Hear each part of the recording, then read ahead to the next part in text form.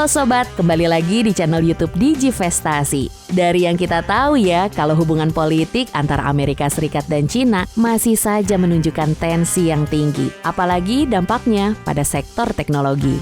Makanya jangan skip video ini karena kita bakal membahas bagaimana Cina menanggapi tindakan pembatasan teknologi yang dilakukan oleh Amerika.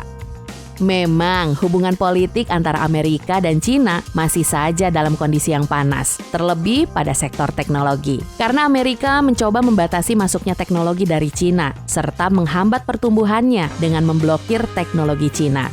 Bahkan lebih jauh, membatasi pergerakan industri semikonduktor Cina. Amerika pun cukup konsisten dengan bilang kalau teknologi buatan Cina punya potensi membahayakan kepentingan negaranya. Bahkan Amerika berhasil mengajak Belanda dan Jepang untuk mengambil langkah yang sama. Amerika, Belanda, dan Jepang juga sepakat membatasi penjualan komponen pembuatan chip ke Cina. Tidak lain tidak bukan tujuannya untuk menghambat kemajuan Cina dalam industri ini. Karena Jepang dan Belanda punya kendali atas pasar litografi, yaitu alat pembuat chip semikonduktor. Cuman dengan kondisi yang seperti ini, Cina tidak tinggal diam ya. Dan meresponnya dengan mengumumkan kebijakan pembatasan ekspor gallium dan germanium.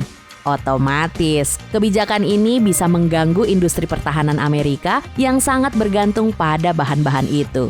Karena Cina sendiri menyumbang sekitar 80% dan 60% dari produksi global gallium dan germanium. Bahkan, Cina mendominasi produksi kedua logam ini bukan karena kelangkaannya, tapi mampu menjaga biaya produksi yang rendah.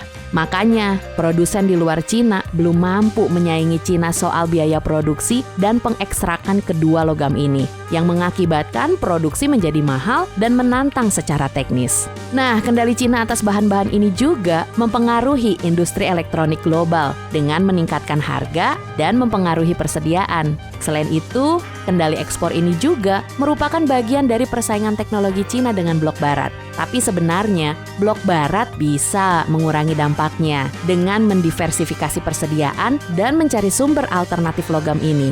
Cuman sayangnya, usaha itu membutuhkan investasi dan waktu yang panjang.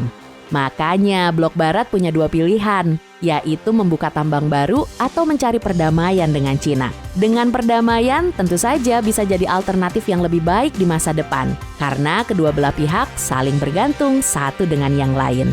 Tapi kalau kata kamu sobat, apakah tensi ketegangan antara dua negara ini akan berakhir dengan perdamaian? Boleh langsung tulis di kolom komentar ya sobat.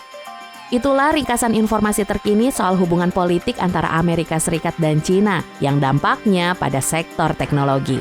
Semoga video ini bermanfaat dan pastikan untuk terus mengikuti video kami selanjutnya di channel Digivestasi. Jangan lupa untuk like, share, and subscribe. Terima kasih sudah menonton. Sampai jumpa di video berikutnya.